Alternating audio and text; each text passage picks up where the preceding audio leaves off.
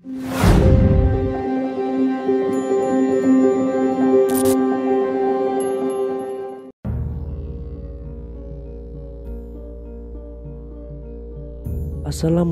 warahmatullahi wabarakatuh.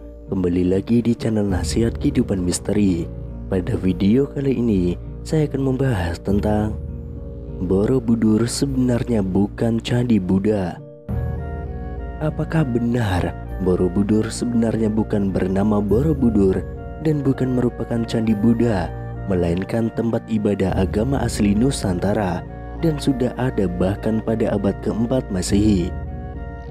Dokumen tertua yang menyebutkan Borobudur justru adalah buku karya Sir Thomas Sandford Raffles, penguasa kolonial Britania Raya yang menemukan Borobudur setelah penelataran ratusan tahun.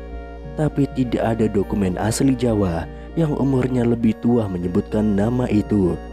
Sayangnya tidak banyak peninggalan tertulis dari Jawa pada zaman itu, walaupun peradabannya sudah mampu membangun karya arsitektur seapik Candi Borobudur dan Prambanan. Hanya dua prasasti yang diduga menuliskan tentang Borobudur. Yang pertama, prasasti Karangtengah dari tahun 824 Masehi, tertulis bangunan suci yang disebut Jinalaya diresmikan oleh Pramudiawardhani, putri dari Samaratunggah dari dinasti Selendra.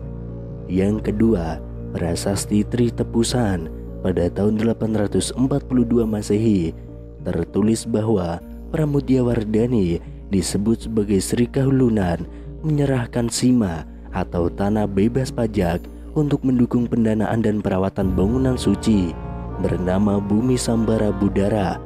Menurut sejarawan JGD Kasparis, Bumi Sambara Budara memaksudkan Candi Borobudur.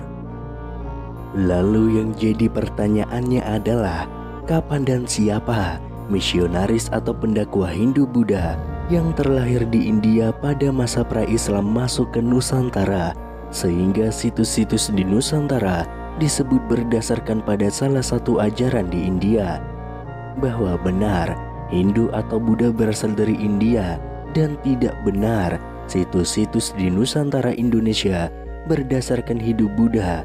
Sejatinya yang tergambar di situs-situs itulah ajaran yang mendasari lahirnya Hindu dan Buddha. Vana Cakapala kini terpublikasi bernama Borobudur. Ada 160 panel pada relief dasar Borobudur yang kini tidak diekspos. Bahasa dan ajaran yang mendasarinya asli ajaran leluhur kita, bukan dari India. 12 kata swarga bukan nirvana atau nibbana, dan kata lainnya adalah kusala dharma bae jaina dan mahe cakya. Ini membuktikan bahwa di tanah inilah ajaran dharma original berawal dan berasal, kini tersimpan sempurna di Bali. Di masa lalu dibawa leluhur kita kaum Saka atau Arya keluar Nusantara Indonesia. Raffles menamakan bangunan megah ini dengan nama Borobudur dengan anggapan di dekat situs ada desa Bore. Faktanya tidak ada desa yang namanya Bore. Kemudian budur dalam bahasa Jawa diartikan purba. Arti budur atau bidur dalam bahasa Jawa itu bisul. Johannes Gilbertus Kasparis, filolog Belanda, menuliskan dalam disertainya 1954, memperkirakan pembangunannya sekitar tahun 824 Masehi. Ini perkiraan, bukan hasil kesimpulan berdasarkan penelitian ilmiah akademis. Kitab-kitab yang katanya mendasari desain rancangan bangunan ini adalah Silpa Sastra dan Vastu Sastra dari India. Faktanya, semua kitab-kitab itu baru ada abad ke-5 Masehi, sedangkan bangunan megah ini sudah ada sebelumnya. Relief dasarnya yang tidak diekspos terpublikasi dengan penamaan Karmawibangga. Ini menggunakan tafsir dari naskah Mahakarmawibangga, namun tidak sepenuhnya menganut naskah itu. Borobudur terpublikasi berdasar Mahayana India, benarkah?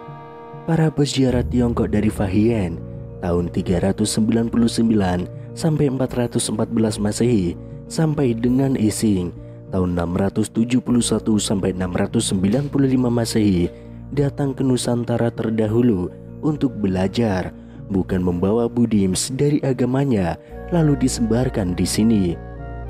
Penggalian yang paling penting oleh para sarjana Buddhis di Indonesia adalah konsep ketuhanan dalam Buddhisme yang diadopsi dari berbagai penelitian teks-teks kuno dalam buku Sang Hyang Kamahayanikan. Ajaran leluhur bangsa Indonesia yaitu konsep Hyang Widi Tunggal, dan atas dasar salah satu inilah negara memasukkan Buddha menjadi salah satu agama resmi negara. Ketika Biksu Aksin Jinarakita mencetuskan ide mengadakan upacara Trisukti Waisak secara nasional di Borobudur pada 22 Mei tahun 1953, mulai saat inilah terpublikasi Borobudur berdasarkan Mahayana. Seorang bikuni juga akademisi Thailand menyimpulkan hanya 50% yang berkesesuaian dengan biografi Y.M. Siddhartha Gautama dan selebihnya dia tidak paham. Di Nusantara pada abad 4 Masehi sampai dengan 7 Masehi tidak tercatat misionaris India datang ke Nusantara. Peziarah Tiongkok lah yang datang ke Nusantara adalah untuk belajar dan mencatat ajaran dharmik original yang telah ada lama di Nusantara ini, bukan membawa ajaran dari negerinya lalu disebarkan ke Nusantara. Peziarah Tiongkok yang datang ke Nusantara untuk belajar dan mencatat ajaran dari Nusantara yang dibawa ke negerinya, yaitu Fahuan tahun 337 sampai 422 Masehi. Catatan perjalanan diterjemahkan dan diberi catatan oleh Cornean Recension dari teks bahasa Mandarin oleh James Lake. Yang dilihat Fahuan bangunan dengan patung di dalamnya di samping pohon besar adalah situs Mendut. Pada tahun 399 sampai 414, Fahuan dalam perjalanannya di Suwarna Dwipa mencatat mengikuti Sungai Ponai adalah Sungai Panai Kampar, di tempat di mana para pelajar pernah tinggal di situ dan melakukan gerakan berjalan memutar mengelilingi tope atau stupa.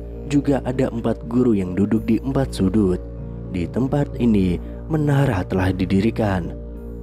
Lalu ada Ising atau Yijing tahun 671 sampai 695 Masehi.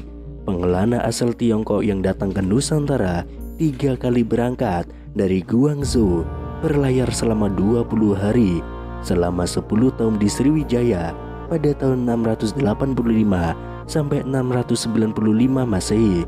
Ia tinggal selama 6 bulan di Sriwijaya, kemudian 2 bulan di Melayu untuk belajar.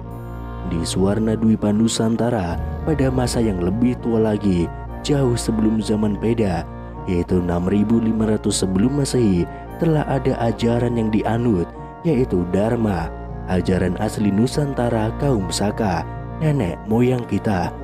Dari sinilah sumber awal ajaran dharmik original. Kemudian pada era setelahnya tercatat para tokoh pelopornya.